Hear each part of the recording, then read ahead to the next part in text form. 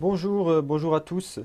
Cette vidéo aujourd'hui, je la fais ça fait longtemps que je voulais faire ce genre de vidéo, qui est une vidéo de commentaires sur les commentaires, c'est-à-dire euh, essayer de donner une petite analyse de la manière dont commentent les gens sur Internet et de prendre comme ça, vraiment de prendre des commentaires bruts et d'essayer de les analyser, de les voir, de les réfuter, de les discuter et de voir un petit peu ce qui est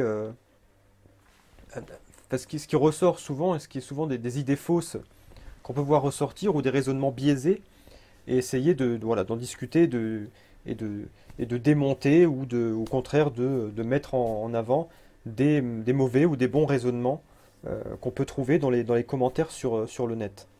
Alors je vais commencer tout de suite, je vais commencer je pense que je vais faire en plusieurs vidéos, et je vais commencer par moi-même, c'est-à-dire par mes propres vidéos, les commentaires, parce que je vais prendre les vidéos les plus commentées que j'ai pu avoir depuis que j'ai créé la chaîne, et puis voir un petit peu quels sont ces différents commentaires. Alors je dis tout de suite parce que j'ai eu beaucoup de commentaires d'insultes, notamment sur la dernière vidéo sur Bilal Hassani, hein, je vais pas y revenir. Pour moi, il n'est pas question de répondre aux commentaires, parce que je ne réponds pas aux insultes. Par contre, je vais essayer de commenter les réactions des gens. Moi, ce qui m'intéresse, là, le but, c'est vraiment de faire partager euh, une réflexion que suscite la réaction des gens qui peut y avoir dans les commentaires, la réaction que les gens peuvent avoir aux vidéos. Voilà, c'est plus ça qui est intéressant, c'est plus ça l'intérêt, c'est pas de répondre en tant que tel à des gens qui m'insultent. Ça c'est pas intéressant. Ce qui est plus intéressant, c'est pourquoi ils insultent et pourquoi c'est idiot de m'insulter. Alors, je vais commencer par la vidéo qui a le plus de succès jusqu'à présent, qui date, c'est le 8 septembre 2017. Voilà. Alors curieusement, c'est quelque chose d'assez local. C'est sur la fameuse fête du cochon à Hayange. Alors vous savez que Hayange, pour ceux qui ne connaissent pas, c'est une ville où le Rassemblement National fait partie de ces quelques villes où on a un maire Rassemblement National. Et, euh, et ce maire a créé une fête du cochon. Hein, bon, comme il en existe beaucoup déjà en France, des fêtes du cochon dans beaucoup de petites villes ou de villages. Ouais, mais là, en l'occurrence, il n'y en avait pas à Hayange, et lui, il l'a créé. Alors évidemment, bon, on peut imaginer que c'est pas anodin, ça a un sens politique, hein, voilà, que j'explique dans la vidéo, hein. Mais en même temps, je dis que en tant que tel, cette fête du cochon a une vraie réussite et suscite un vrai engouement populaire de la part de la population locale et même des alentours, puisque dernière fête du cochon a encore rassemblé plus de 5000 personnes. Mais malgré ça, on voit certains médias ou d'organisations de gauche qui passent leur temps à dire n'importe quoi. Parce que moi, je me suis rendu plusieurs fois à cette fête du cochon, hein, parce que de toute façon, j'habite pas loin. Et j'ai pu constater par moi-même qu'en réalité, c'était une véritable fête populaire, que les gens étaient là, qu'il y avait des gens de plusieurs origines différentes, et qu'il n'y avait pas forcément de... Il n'y avait pas comment le montrer à la télé. Par exemple, on a vu sur BFM TV carrément, hein, on a vu des images, on voyait des gens en train de faire des saluts nazis, en tout cas ce qu'on a assimilé à des saluts nazis. Je disais que c'était complètement ridicule parce qu'ils avaient juste un bras tendu, sûrement parce qu'ils faisaient signe à quelqu'un, et on assimilait ça à des signes nazis, quoi. Enfin voilà, on cherchait absolument la petite bête pour faire croire que c'était un rassemblement de néo-nazis, alors qu'en réalité, c'était des gens, des familles, des femmes, des enfants, des gens comme tout le monde, des gens qui bossent, voilà, qui étaient là et qui venaient manger une saucisse, quoi, voilà, et écouter de la musique. C'est tout. C'était comme toutes les fêtes populaires qui peut y avoir en France, dans tous les villes, les villages ou les quartiers de France. Voilà, donc c'est de la désinformation totale, et c'est pour ça que j'ai fait cette vidéo pour dire, elle s'intitule Rassemblement nazi ou fête populaire, pour montrer que c'est pas du tout un rassemblement nazi, mais réellement une fête populaire, malgré ce que peut en dire toute la propagande mensongère qu'il peut y avoir sur ce sujet. Voilà, donc ça c'est pour résumer un petit peu la vidéo. Maintenant, je vais passer tout de suite aux commentaires. Alors, le premier commentaire qui apparaît là, on me dit bonne analyse. Bon, ça va, c'est un commentaire plutôt élogieux. On dit, mais les Trotsko, c'est vraiment une secte. Alors, Trotsko, sous-entendu trotskiste. Alors, je vais expliquer ce qu'est un trotskiste. Hein, déjà, faut expliquer enfin, pourquoi il parle de trotskiste alors que la vidéo, en principe, ne porte pas là-dessus. Parce que j'en parle effectivement, je crois, alors je sais plus comment je viens à cela, mais je reviens sur mon propre parcours, peut-être pour me justifier moi-même en disant que je ne suis pas proche du Rassemblement National, enfin du FN à l'époque encore, que c'est pas forcément mon parcours ni mes idées politiques au départ. puisque j'ai dit que j'avais derrière moi 10 ans de militantisme dans les milieux trotskistes. Voilà. Enfin, j'avais pas 10 ans de trotskisme, mais j'ai fréquenté pendant 10 ans les trotskistes. Et après, effectivement, il y a pendant un certain nombre d'années, ensuite j'étais trotskiste moi-même. Alors, donc ce commentaire dit les trotskos, c'est vraiment une secte. Alors, je sais que j'entends souvent j'ai souvent entendu quand j'étais trotskiste, là. Alors je le suis plus aujourd'hui, donc je peux parler avec détachement et faire une critique du trotskisme, c'est pas un problème. Hein, c'est pas pour rien que j'ai quitté. Mais de là à dire c'est une secte, alors ce qui est intéressant, c'est de voir déjà cette personne d'où elle parle en disant ça.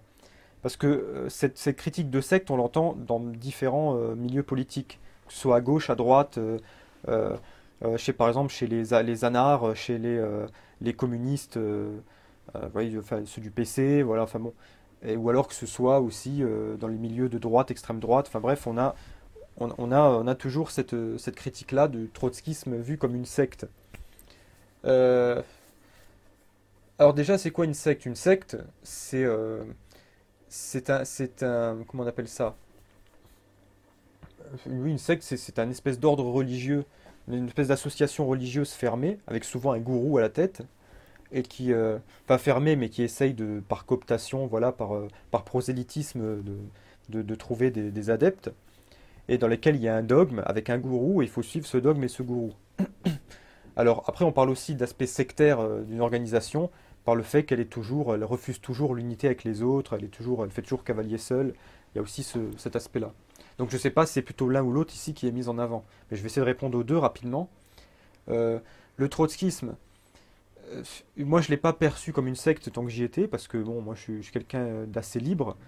Et d'ailleurs, j'ai pu quitter les trotskistes sans que ça pose plus de problèmes que ça. Hein. Bon, évidemment, ils essaient de me relancer un petit peu, ça c'est normal, c'est leur boulot, comme tous les partis. Euh, en tout cas, les partis, je dirais, qui perdent un élément qui est quand même assez important. Moi, je dis pas, moi, j'avais pas une grande importance dans le parti au niveau national, mais au niveau local, quand même un petit peu.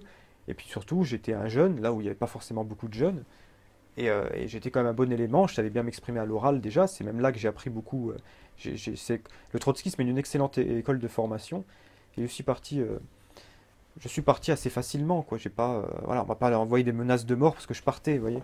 Il y a pas, on m'a pas dit le gourou va te jeter des sorts ou des choses comme ça. Donc bon, de ce point de vue-là, c'est pas une secte. Alors après, je précise que quand je parle de Trotsky, je parle ce qu'on appelle les lambertistes, c'est-à-dire le CCI hein, qui est au sein du POI. Aujourd'hui, il y a le POI, POID, c'est un peu compliqué, il y a une scission. C'est l'ancien parti des travailleurs. Voilà, avec Daniel Gluckstein, enfin des gens comme ça, pour ceux qui connaissent. Hein. Donc j'étais dans ce parti-là.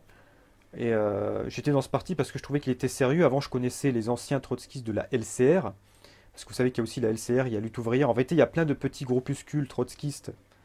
Enfin, la plupart sont des groupuscules qui, voilà, qui se réclament du trotskisme. Mais les vrais héritiers historiques et sérieux du trotskisme, ce sont ce qu'on appelle les lambertistes, hein, qui sont les vrais. D'ailleurs, la LCR n'existe plus, elle est devenue le NPA, et le NPA a abandonné la référence au trotskisme. Donc, en vérité, le NPA n'est plus trotskiste.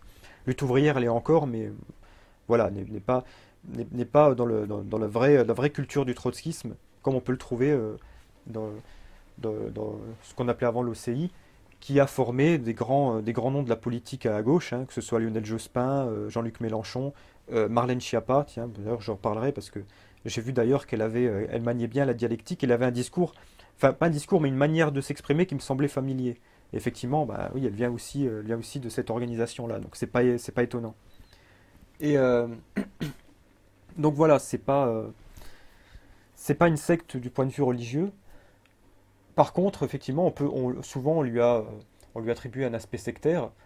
Moi, je trouve pas parce que j'ai trouvé qu'il y avait quand même toujours, en tout cas, ils ont toujours cherché, on avait toujours cette volonté d'aller vers l'autre, bon, sur nos idées évidemment, parce qu'on, c'est normal, on est un parti, on a déjà nos propres idées, notre propre programme. Après, on peut faire des concessions, mais si vous voulez, il y a des piliers avec lesquels on ne peut pas rompre. Vous ne pouvez pas rompre avec ce qui fait l'essence, ce qui fait l'identité même d'un parti ou d'une organisation quelconque. Donc effectivement, on pouvait faire l'unité de manière ponctuelle, voilà, dans un contexte bien précis, à condition que ça ne remette pas en cause nos propres fondements. Et je veux dire, tous les partis ont cette démarche-là. Donc après, moi, en vérité, j'ai vu un parti qui fonctionnait comme les autres partis, avec les mêmes, les mêmes qualités, les mêmes défauts, on va dire. Et c'est pour ça que, de ce point de vue-là, on peut trouver qu'il y a du sectarisme dans tous les partis. Hein. Il n'y en a pas plus chez les trotskistes qu'ailleurs, quoi. Voilà. Je veux dire, en politique, voilà, on retrouve exactement les mêmes choses. Voilà. Je vous ai dit, vous pouvez regarder, je voyais un peu comment ça se passait dans les autres partis, c'est exactement pareil en réalité. Voilà, si ça répond à la question. Alors, enfin, c'est pas une question, mais c'est un commentaire sur le. Voilà. En tout cas, je voulais essayer de préciser un petit peu en disant que ça peut paraître un peu sectaire, mais c'est pas, on peut pas parler vraiment de secte. Pas au sens religieux du terme, en tout cas, et ni même au sens fermé au reste, quoi. Alors après, il y a un commentaire à ce commentaire qui, voilà, tu spécialises trop avec les Trotsko, il faudrait plutôt parler de gauchias, de socialopes, de coco ou d'islamo-gauchistes. Alors je lis un commentaire, c'est pas moi qui dis ça, hein, qui verse hélas dans l'ethnomasochisme, dans la repentance continue, mais pire dans la haine de la France, de ses valeurs, de son histoire, de sa culture. Là, évidemment, je suis tout à fait d'accord. La fête du cochon fait dorénavant polémique quand tous les menus sont certifiés halal au Quick ou à KFC et que ça ne pose de problème à personne. C'est une remarque qui est juste. Comme les repas différenciés dans les écoles publiques, les revendications religieuses en entreprise, salles de prière, jours fériés, bon, je vais pas faire toute la liste, hein, oui. Oui, voilà, oui. Les prières de rue qui bloquent la voie publique, oui, voilà, comme ces jeunes filles ou ces femmes qui sont agressées un peu partout en France, qui portent une jupe. Bon, le problème, c'est que là, je trouve que ce commentaire est un peu trop, là aussi, centré sur le problème des musulmans et de l'islam. Voilà, c'est ce que je dirais, parce qu'on peut parler aussi, par exemple, du judaïsme, et du fait que, par exemple, on peut s'indigner aussi que la mairie de Paris fasse autant pour la communauté juive, notamment a fêté en grande pompe la fête de Hanouka, enfin des choses comme ça, alors qu'ensuite, quand on veut mettre une crèche dans une mairie, on a toute une polémique.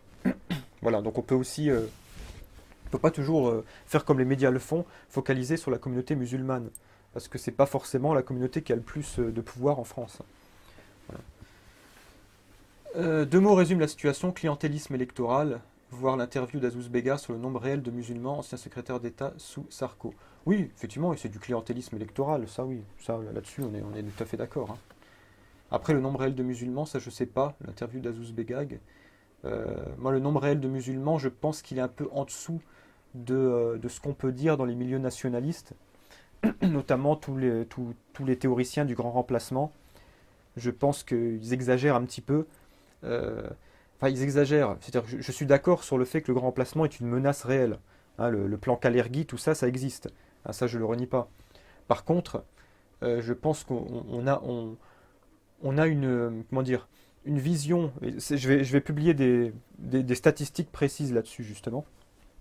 On a une vision de, comment dire, de la communauté musulmane qui est bien exagérée par rapport à la réalité. En réalité, ça reste une minorité. Une minorité, certes, assez importante et surtout très visible. Et quand vous avez une minorité particulièrement visible dans un pays, et pas forcément discrète, et ben, du coup, effectivement, elle pose problème. On a l'impression justement à la surévaluer par rapport à sa quantité réelle. Voilà, j'ai observé ce phénomène-là, hein, je pourrais donner des exemples très précis, mais bon, j'ai pas le temps de le développer là. Je le développerai. De toute façon, je suis en train de développer un travail là-dessus, justement. Alors, maintenant, on passe à un autre commentaire. Je pense que s'il aurait dit, enfin, s'il avait dit, oui, bref, c'est pas une pâtisserie française, ça aurait fait plus de diffamation en mode regardez, il est xénophobe, arien, etc. Certes, il aurait pu réagir moins à chaud, mais sa réponse reste correcte. Oui, alors ça, faut préciser aussi, parce que dans la vidéo, euh, je dis, oui, je reviens sur le. Je crois que c'était la journaliste de BFM TV, ou je sais plus, oui, qui avait dit pourquoi une fête du cochon, pourquoi pas une fête. Ah oui, en interviewant le maire, hein, d'ailleurs, j'avais dit pourquoi vous faites pas une fête du makrout, qui est une pâtisserie marocaine, et pourquoi une fête du cochon. Et Angelman, enfin le maire d'Ayange, a répondu simplement disant bah, on est en France, on n'est pas au Maroc. Voilà, tout simplement. Ce qui est une réponse pleine de bon sens, hein, je veux dire, hein. Pourtant qui a choqué. Voilà. Voilà. Alors, oui, enfin, il n'a pas dit c'est pas une pâtisserie française. Il a dit on est en France, on n'est pas au Maroc. Voilà. Bon, moi je pense que il n'a pas besoin de dire ça. Oui, il a dit en France, on n'est pas au Maroc. Ah oui, après on le trouve que c'est xénophobe. Mais écoutez, je vois pas ce qu'il y a de xénophobe à dire la vérité. C'est comme si on me disait le ciel est bleu, je suis contre la couleur verte parce que je dois dire qu'il est vert. Ça n'a pas de sens. Voilà. Non, je pense qu'il a très bien répondu. Il a répondu avec le plus grand bon sens qu'on ne peut. Malheureusement, le bon sens est pénalisable aujourd'hui. C'est- on en est là aujourd'hui en 2019, hein. Euh, le déclin d'une ville, oui. Enfin, le déclin d'une ville, le déclin, de toute façon, il est là depuis longtemps, hein. C'est pas, c'est- on n'a pas attendu le Front National pour que ça arrive, hein. Alors oui, ah oui, là, il y a un petit con, hein. Bon, c'est un adolescent là, qui m'a dit alors toi t'es con, oui, voilà. Et le mec lui a répondu, vu ta réponse pleine de bons arguments, tu ne dois pas être une lumière. Bon voilà, voilà, on va pas polémiquer. Les journaleux sont des putaclics. Euh, oui, ça c'est une vérité générale. Je pense que cette Salia Braclea, voilà, qui était la fameuse journaliste de BFM TV, est juste une agitatrice à défaut d'être journaliste. C'est juste. Par des propos irresponsables, elle tente de saboter l'émergence en France d'un multiculturalisme pacifique et serein qui rassemble tous les Français. Euh, oui, il faut faire attention parce que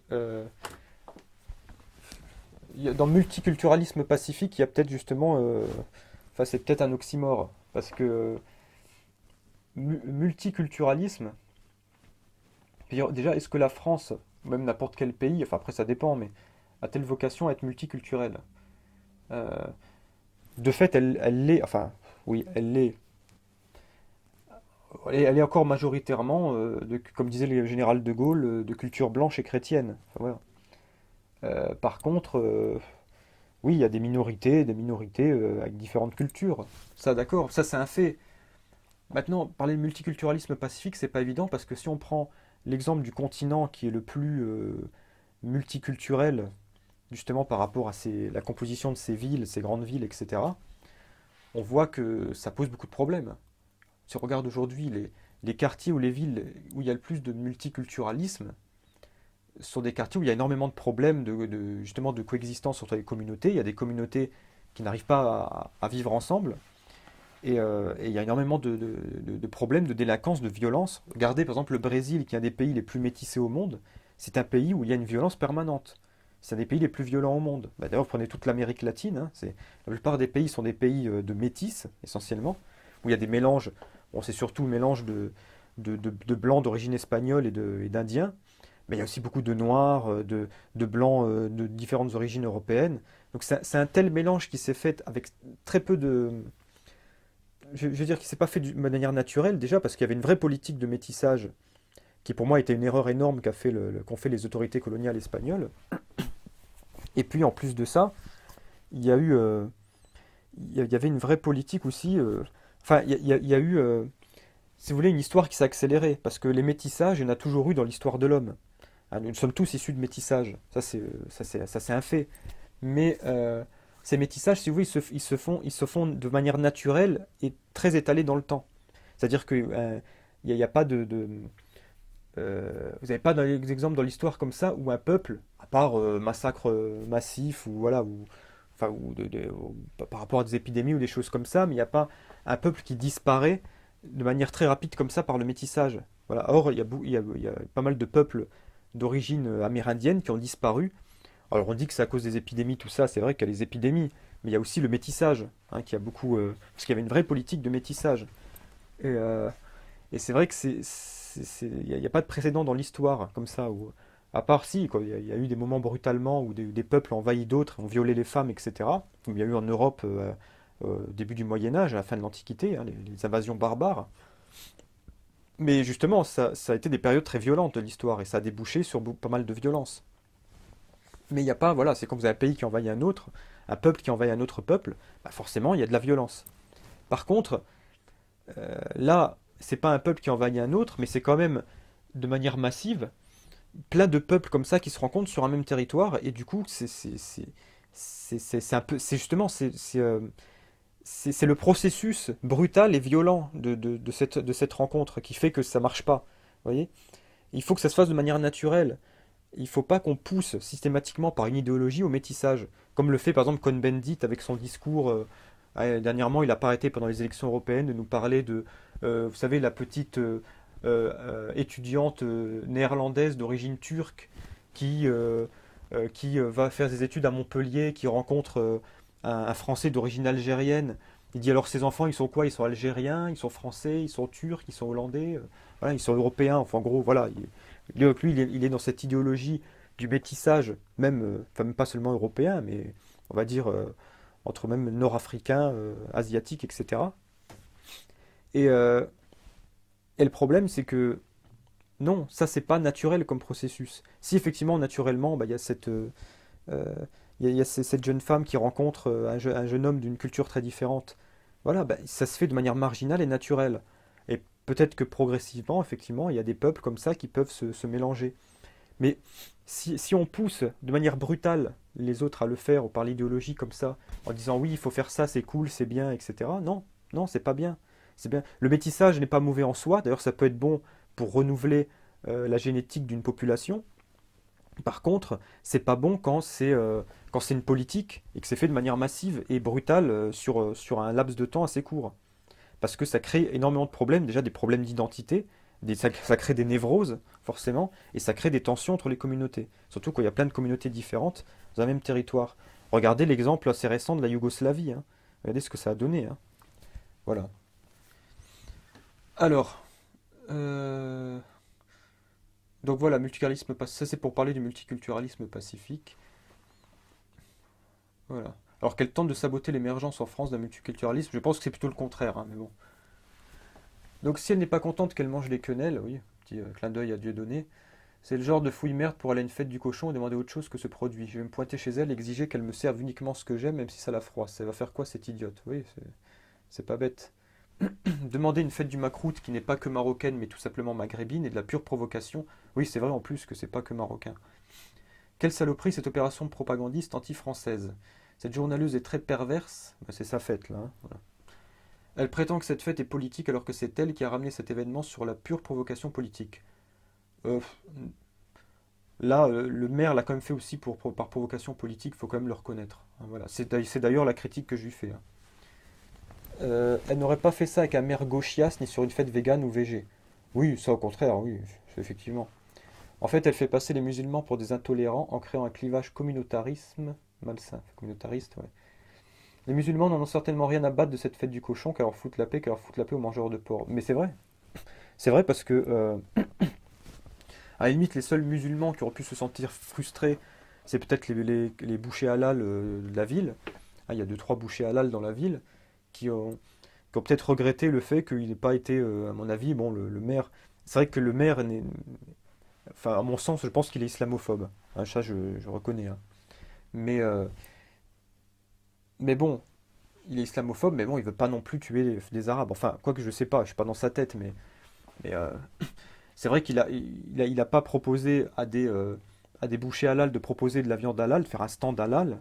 Moi, ça m'aurait pas dérangé en tant que tel. Ce qui est un stand halal au milieu de 50 stands qui sont pas halal, ça gêne pas. Le problème, c'est s'il y a 50 stands halal dans un pays ou dans une ville qui est en France, qui est en Europe, vous voyez. Là, ça poserait problème. Mais bon, il y a quand même une communauté qui n'est pas négligeable de musulmans. Bon, bah, qu'ils aient leur petit stand à eux, ça me dérangeait pas. Mais c'est vrai qu'on a vu la plupart des Arabes qui vivent dans la ville se foutent complètement de cette fête du cochon. Bon, ils n'ont même pas été, ils sont même pas aperçus qu'elle avait eu lieu, quoi. Voilà. Euh, Aux gros hypocrites fachos nazions de soi-disant journalistes, je vous conseille dans un souci d'égalité d'aller ramener vos gueules de fauchetons contre ceux qui égorgent des moutons vivants lors de la boucherie à ciel ouvert qu'est l'Aïd el-Kébir. Alors ça c'est intéressant comme remarque, parce que ça montre toute l'hypocrisie justement du problème de l'antiracisme contre les musulmans. C'est-à-dire que, je parlais, on peut faire le parallèle avec les mouvements véganes justement. Le mouvement vegan et tout le mouvement animaliste dont j'ai parlé dans une vidéo dernièrement, c'est on a effectivement des gens qui s'indignent de la maltraitance animale, mais on les voit jamais parler des abattoirs halal. Et le problème c'est que là c'est pareil. Parce que là, curieusement, paradoxalement, hein, quand on s'attaque aux abattoirs halal, même à l'abattage rituel simplement que pratiquent les musulmans, le problème c'est qu'on s'attaque pas directement aux musulmans en faisant ça. On s'attaque, enfin en apparence on s'attaque aux musulmans, mais en réalité, faut pas oublier que les abattages rituels existent aussi dans la communauté juive. Or, les juifs, c'est pas les musulmans. Et je rappelle que les abattoirs, ceux qui se font dans des abattoirs halal, appartiennent tous, enfin, c'est tout, tout ça se trouve dans des industries qui sont tenues par des, des patrons qui sont juifs, et qui ne sont pas musulmans. Vous voyez, parce que de toute façon, c'est pour, c'est pour du kasher et pour le halal, hein, c'est pour les deux, les deux publics. Donc le problème, c'est que là, voilà, on peut s'attaquer assez facilement à la communauté musulmane en France. Voilà, on peut passer un peu pour un raciste, mais bon, on va pas avoir plus de problèmes que ça. Par contre, la communauté juive est beaucoup mieux organisée, hein, et effectivement, là, on peut facilement avoir une batterie d'avocats et, et voilà, de gens assez influents qui peuvent, voilà, qui peuvent vous poser quelques problèmes. Et le problème, il est là, c'est que là, on peut critiquer la religion musulmane. Par contre, quand on s'attaque à la question précise du, du, euh, de, de l'abattage rituel, là, là, ça pose un problème. Parce que là, on s'attaque pas qu'aux musulmans, justement. Parce que ça, c'est quelque chose qu'ils partagent avec la communauté juive. Et c'est pour ça, je pense qu'il y a beaucoup, que la plupart des gens n'osent pas s'attaquer à ce problème-là. Moi, personnellement, ça me pose pas de problème, hein. Voilà. Mais, mais c'est simplement pour mettre en avant l'hypocrisie. Moi, ce qui me pose problème plutôt, c'est l'hypocrisie là-dedans, hein, de ceux qui refusent de voir ce problème-là aussi. Donc là aussi, c'est pareil. On parlait de laïc, tout ça, mais il ne faut pas oublier qu'il n'y a pas que les musulmans qui pratiquent ça. Alors là, on a un témoignage ensuite d'un jeune homme qui a été... enfin, un jeune homme, je sais pas, on voit un jeune, mais c'est une photo qui a l'air assez vieille. Donc, je suis allé hier à cette fête du cochon, et c'était vraiment une très belle fête populaire, très agréable. Voilà, donc encore un témoignage qui le montre. Je n'ai même pas pensé une seule fois à la politique, c'est vrai, hein. Parce qu'il n'y a pas tellement de gens qui sont politisés à Yangin. Tous les centres-villes de France se vident de leur commerce. Je ne sais pas si c'est une volonté politique de Macron, bien que ça se vidait déjà avant lui. Bon, on va passer sur l'orthographe. Euh, Bon, ça c'est vrai, mais Hayange se vide de ses commerces déjà quand j'étais gamin, donc c'est pas nouveau. Quant aux nazis, on ne les a pas vus à cette fête, c'est vrai, moi j'ai jamais vu un nazi à Hayange. Il est vrai qu'ils existent, c'est triste avec tous les sacrifices que nos anciens ont fait pour nous libérer de cette peste, que cela réapparaît, mais sûrement pas à Hayange et toute la vallée de la Fench, c'est vrai. La politique, je la laisse à ceux qui la font. Le racisme, hélas, c'est partout, même en dehors de la France, l'Europe ou le monde. Oui, il y a aussi du racisme anti-blanc. Le vivre ensemble, c'est pas pour demain. Bon, dans l'absolu, si, ça pourrait si on n'avait pas tout ce parasitage, justement, hein. Dommage que les médias déforment tout. Bon, ça de toute façon, on en est convaincu maintenant. Et bonne chance pour votre livre. Ça, merci, hein. Voilà.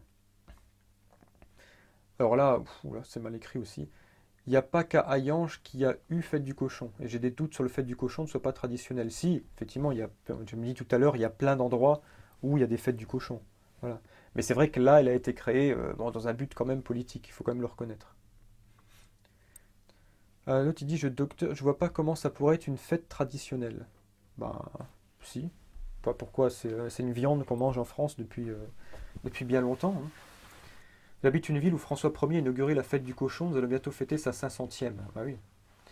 Vive la fête du cochon et vive le Front National. Bon, ça après, ça je laisse. Ah oui, je vois qui c'est d'ailleurs. Va te faire foutre, ma ville est coco depuis 1936. Bon, ça c'est pas vrai. Vive la 500e édition de la fête du cochon et ceux qui sont pas d'accord, je les prends en droit. Vidage pendant la fête. Ça fait aussi partie de la tradition. Ensuite, donc vive la 500e édition, mais ça je comprends. Ouais. Enfin, oui, enfin, bref, on va passer parce que c'est pas clair du tout. Le problème, c'est que les gens écrivent des commentaires. J'ai l'impression qu'ils se relisent pas, hein, c'est-à-dire que bon, ou alors je sais pas, ils se comprennent eux-mêmes, mais ils se rendent pas compte que les autres les comprennent pas. Voilà. Bon, ça c'était la première partie sur cette vidéo-là. Maintenant, on va voir sur une autre vidéo, hein, d'autres commentaires, hein, qu'on va essayer de discuter. Voilà.